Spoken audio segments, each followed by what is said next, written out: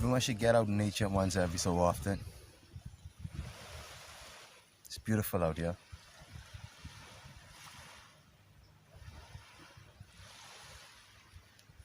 God, they look like a canvas.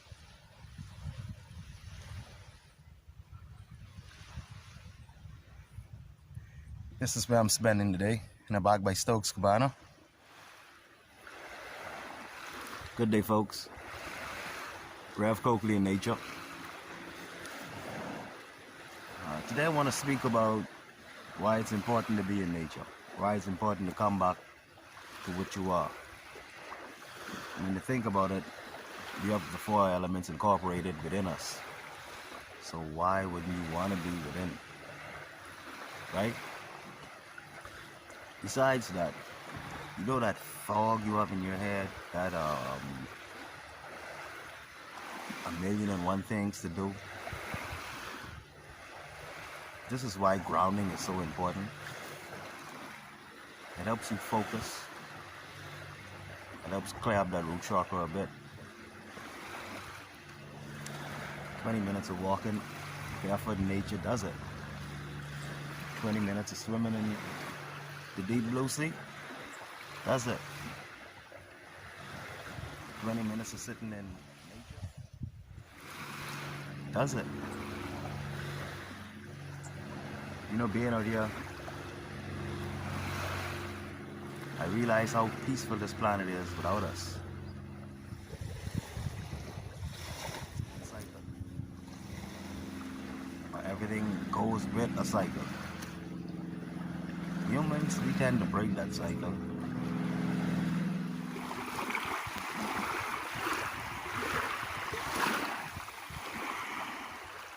But back to grounding. You know, I took meditation very lightly. At one point in my life, I was a beast. And I'm not even proud to say that. For the past 3.5 years now, I've been meditating. My whole life has changed the way I see this reality. Like, if I would talk to the version of me 5 years ago, he would ask me, who am I, you know? Then I would tell him, you mean like, what am I? Yeah, that's a conversation I would not look forward to having.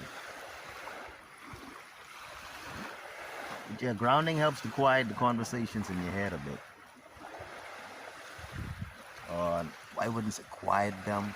You tend to focus on what you want, stuff that makes sense to you. Because if you listen to that voice, a lot of things you should do, you wouldn't do. And that's the thing with being free. Being free forces you to do what you should do, not what you want to do. Like these videos, take these videos for instance. I was procrastinating on this for a while. You know? If I don't do what I should do, it'll probably be 2-3 days before I edit this. I'm gonna do my best to edit this evening though. Procrastination is your biggest enemy. You are your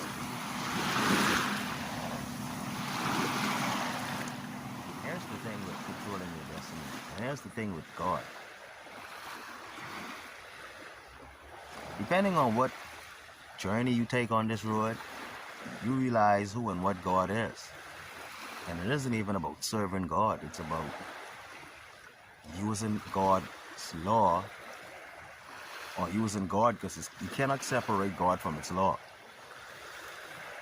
to manipulate this reality to create what it is that you want. You know, because we are creators. It's like a farmer. If he wants peas, he's gonna plant peas, seeds. It's gonna be a harvest. It's gonna be a time of waiting, where you just water the seeds. Then it's going to be a time of growth. And then it's going to be a time of harvesting. If you use the same concept with your life, that is how you control your destiny. You use this concept with every thought, with every action. This is how you control your destiny. You know? First rule of thought in your head is yours. Know thyself. But try to stop thinking it. You know? If the voice in your head is truly you, make it stop. Like, make it just shut up. And you realize that you're actually sharing this body. If you're sharing this, what are you? Most people think that this is what they are. The fact that you could have a conversation in your head and get answers back that did not.